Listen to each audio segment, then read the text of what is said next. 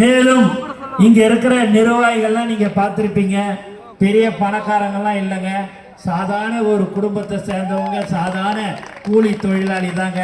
ஆனா எந்த ஒரு விஷயத்தை சொன்னாலும் நான் செய்கிறேன் அண்ணா என்று சொல்லக்கூடிய ஒரு உண்மையான ஒரு தொண்டர்கள் தோழர்கள் எதில் இருக்கிறார்கள் என்று சொன்னால் அது தமிழக வெற்றி கழகத்தில் மட்டும்தான். எங்களது குடும்பம் மணி சொன்னது போல் தளபதியுடைய குடும்பம் தாங்க நாங்க. நீங்க கல் அடிச்சாலும் சரி, எது அடிச்சாலும் சரி, திருப்பி உங்களை தான் அடிக்குமே ஒழிய எங்களை எதுவுமே செய்ய முடியாது.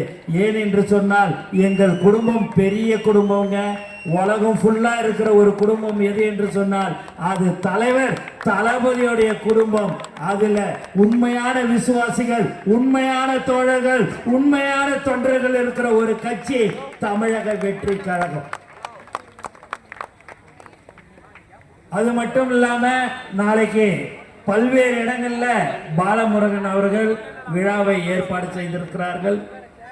நாளை தமிழ்நாடு மட்டுமல்ல, கேரளா, கர்நாடகா, மகாராஷ்டிரா என்று உலக நாடுகள் முழுக்க நாளைக்கு தளபதி அவர்களுடைய பிறந்த நாளை மிக சிறப்பாக கொண்டாடி கொண்டிருக்கிற ஒரு கட்சி தமிழக வெற்றி கழகம்.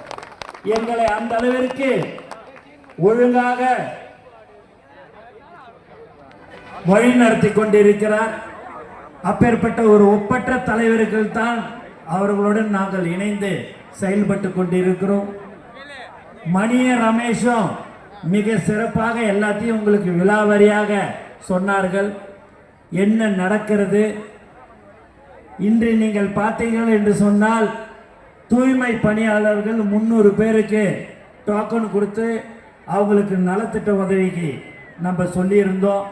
அவங்கள கண்டிப்பாக நீங்கள் யார் ஒருவரும் போகக்கூடாது, போனீர்கள் என்று சொன்னால் உங்களுக்கு வேலைக்கு வழங்கப்பட மாட்டோம் என்று சொல்லக்கூடிய இந்த அரசு ஏன் இப்படி பயப்படுகிறது என்றது எங்களுக்கு தெரியவில்லை. ஏன் என்று சொன்னால் தலைவர் தளபதி 2026 முதலமைச்சராக அமர்வார் என்று கூறிக்கொண்டு எனக்கு வாய்ப்பு கொடுத்த அனைத்து உள்ளங்களுக்கும் நன்றி கூறி விடைபெறுகிறேன். நன்றி, வணக்கம்.